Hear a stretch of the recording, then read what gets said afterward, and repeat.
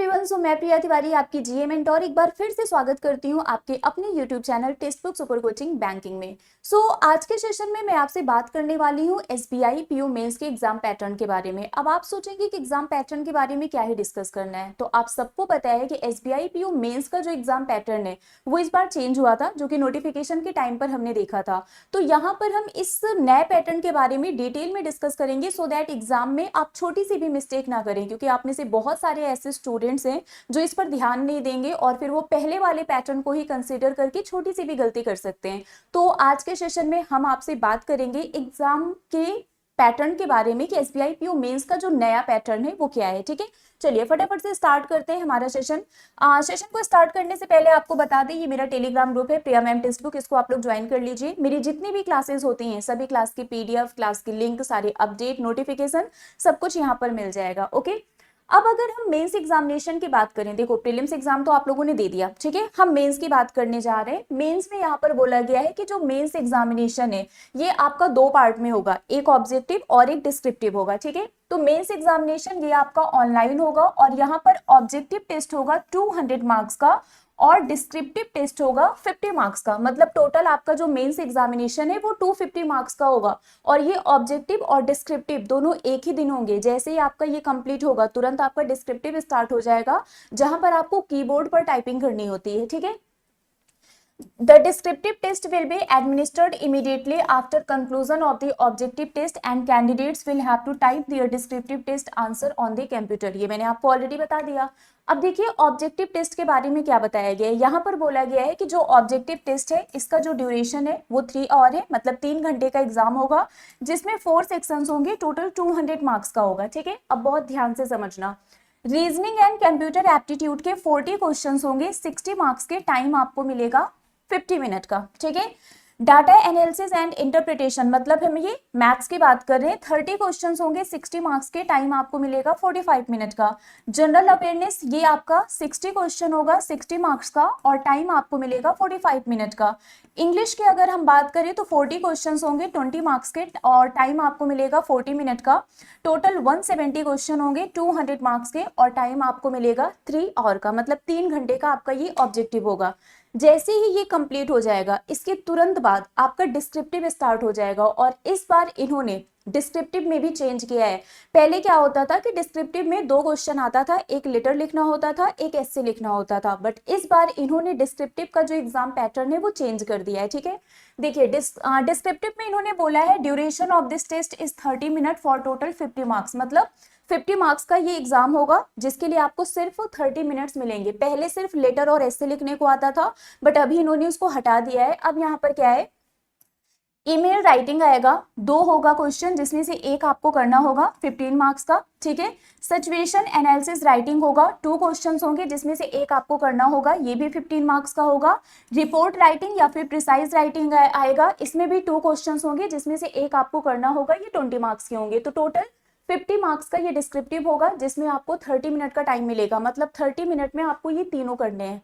ठीक है, 1 out of 2, 1 out of 2, 1 out of 2, मतलब आपको 3 क्वेश्चन करने हैं। जैसे पहले क्या होता था, एक लेटर करना होता था, एक एस्से लिखना होता था और आपको टाइम भी इतना ही मिलता था। ठीक है, अब आपको इसी ड्यूरेशन में, ठीक है, इसी ड्यूरेशन में एक ईमेल राइटिंग करना है, एक सिचुएशन एनालिसिस राइटिंग करना है और एक आपको रिपोर्ट राइटिंग या फिर प्रिसाइज राइटिंग जो भी आएगा वो करना है। तो 3 क्वेश्चन आपको करना है डिस्क्रिप्टिव में। ठीक है, इस बार इन्होंने डिस्क्रिप्टिव का पैटर्न चेंज कर दिया है, ये आपके लिए बहुत इंपॉर्टेंट है, तो इसकी प्रैक्टिस आप पहले से करके जाना। ठीक है, ओके, अब यहाँ पर चेंज क्या हुआ है एग्जाम पैटर्न में, एक तो हमने देखा डिस्क्रिप्टिव चेंज हुआ है, ठीक है, उसका पैटर्न इन्होंने चेंज कर दिया। और भी यहाँ पर सबसे बड़ा चेंज है sectional cut off minimum qualifying marks in mains examination. हम सबको पता था कि अभी तक एसबीआई में सेक्शनल कट ऑफ नहीं होता था, लेकिन यहाँ पर इन्होंने मेंस में सेक्शनल कट ऑफ कर दिया है। मतलब एसबीआई में अभी तक सेक्शनल कट ऑफ नहीं होता था, ना प्री में ना मेंस में, लेकिन अब इन्होंने एसबीआई पीओ के मेंस में सेक्शनल कट ऑफ कर दिया है। मतलब ओवरऑल कट ऑफ को क्लियर करने के साथ साथ आपको हर एक सब्जेक्ट में भी पास होना जरूरी है, सेक्शनल कट ऑफ अब इन्होंने ऐड कर दिया है। So each candidate will have to score a minimum sectional score in each subject, मतलब हर एक सब्जेक्ट में आपको जो मिनिमम कट ऑफ होगी वो क्लियर करना ही है। Depending on the number of vacancies available sectional cut of will be decided by the bank. वो पेपर के बाद बैंक डिसाइड करेगा कि कितना सेक्शनल कट ऑफ जाना है, लेकिन आपको हर एक सब्जेक्ट में भी पास होना जरूरी है। तो अभी तक क्या होता था, हमें पता था सेक्शनल कट ऑफ नहीं है, तो कुछ सब्जेक्ट में हम कम अटेम्प्ट करते थे, कुछ में ज्यादा कर लेते थे, और ओवरऑल हम अपना वेटेज बढ़ा लेते थे, है ना। लेकिन अभी आपको इतना ध्यान रखना होगा कि आपको हर एक सब्जेक्ट में इतने क्वेश्चंस तो करने ही है कि आपका मिनिमम कट ऑफ जो सेक्शनल कट ऑफ होगा वो क्लियर हो जाए, ठीक है। तो किसी भी सब्जेक्ट को बहुत लाइटली मत लेना, क्योंकि हर एक सब्जेक्ट में पास होना जरूरी है। पहले सेक्शनल कट ऑफ नहीं था, बट अब सेक्शनल कट ऑफ है, इस बात का ध्यान रखना, ठीक है। सिलेक्शन क्राइटेरिया की अगर हम बात करें फेज थर्ड मतलब इंटरव्यू के लिए, तो यहाँ पर बोला गया है कैटेगरी वाइज मेरिट लिस्ट बनेगी, ये एग्जाम के बाद डिसाइड किया जाएगा, ठीक है। Candidates numbering up to 3 times of the category wise vacancies will be shortlisted for phase 3 from the top of the category wise merit list. तो मतलब जो भी कैटेगरी वाइज वैकेंसी है उसके 3 टाइम्स जो भी स्टूडेंट्स हैं उनको इंटरव्यू के लिए क्या किया जाएगा, सिलेक्ट किया जाएगा।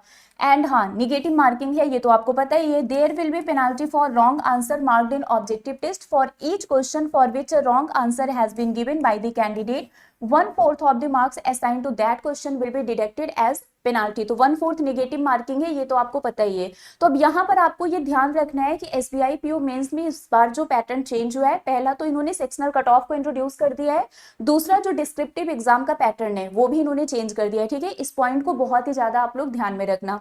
बाकी इसके अलावा अगर आप इस साल के किसी भी एग्जाम को टारगेट कर रहे हैं, तो हमारा फाउंडेशन बैच स्टार्ट हो रहा है। एक फाउंडेशन बैच ऑलरेडी स्टार्ट हो चुका है जो चल रहा है, और जो दूसरा फाउंडेशन बैच है ये 5 ऑफ मई से स्टार्ट हो जाएगा, तो इसमें आप एनरोल करवा सकते हैं। इसमें आपको लाइव और रिकॉर्डेड वीडियोस दोनों मिलेगा, वीकली डाउट डिस्कशन भी होगा, प्री और मेंस सभी सब्जेक्ट को कवर किया जाएगा। प्री और मेंस के लिए थ्योरी विथ प्रैक्टिस क्वेश्चंस मिलेंगे, और आपको टेलीग्राम ग्रुप भी मिलेगा जहां पर आप अपने डाउट्स को पूछ सकते हैं, ठीक है। तो इसमें जल्दी से आप लोग रजिस्टर करवा लीजिए। जितने भी बैंक एंड इंश्योरेंस एग्जाम्स होते हैं, हर एक एग्जाम की प्रिपरेशन इस फाउंडेशन बैच में कराई जाएगी, बिल्कुल बेसिक से हाई लेवल तक का प्रिपरेशन यहाँ पर हम कराएंगे, ठीक है।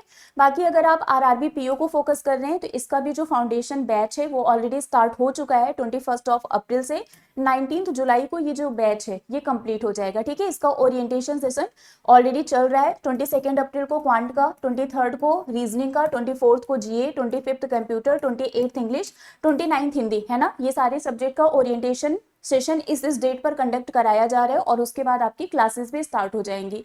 तो अगर आप आरआरबी पीओ की बैच में या फिर फाउंडेशन बैच में जिसमें भी एनरोल करवाना चाहते हैं आप एनरोल करवा सकते हैं, या फिर इट्स बेटर कि आप हमारे सुपर पैक में एनरोल करवा लें, वहां पर आपको ये सारी क्लासेस मिल जाएंगी। मतलब जितने भी एग्जाम्स होते हैं सब कुछ उस सिंगल पैक में मिल जाएगा, इंक्लूडिंग टेस्ट सीरीज ऑल्सो, ठीक है। जिस भी बैच में एनरोल करवाना है, डिस्काउंट के लिए आप मेरा कूपन कोड यूज कर लेना प्रियटी। इस कोड को आप यूज करेंगे तो आपको डिस्काउंट मिल जाएगा जिस भी बैच में आप एनरोल करवा रहे हैं, फाउंडेशन बैच में, आरआरबी पीओ में, या फिर सुपर पैक में, जहां पर भी आप एनरोल करवा रहे हैं, डिस्काउंट के लिए इस कोड को यूज कर लेना, आपको मैक्सिमम डिस्काउंट मिल जाएगा, ओके। ये मेरा टेलीग्राम ग्रुप है प्रिया मैम टेक्स्ट बुक, इसको आप लोग ज्वाइन कर लीजिए। मेरी जितनी भी क्लासेस होती हैं सभी क्लास की पीडीएफ, क्लास की लिंक, सारे अपडेट, नोटिफिकेशन सब कुछ यहाँ पर मिल जाएगा। इवन अगर आपको कोई डाउट होता है तो वो भी आप मुझसे यहाँ पर पूछ सकते हैं। तो अभी के लिए फिलहाल बस इतना ही है, मिलेंगे आपसे ऐसे ही किसी और सेशन में। Till then bye bye guys, take care, thank you so much and all the very best everyone. अच्छे से प्रिपरेशन करिए और अच्छे से एग्जाम दीजिएगा।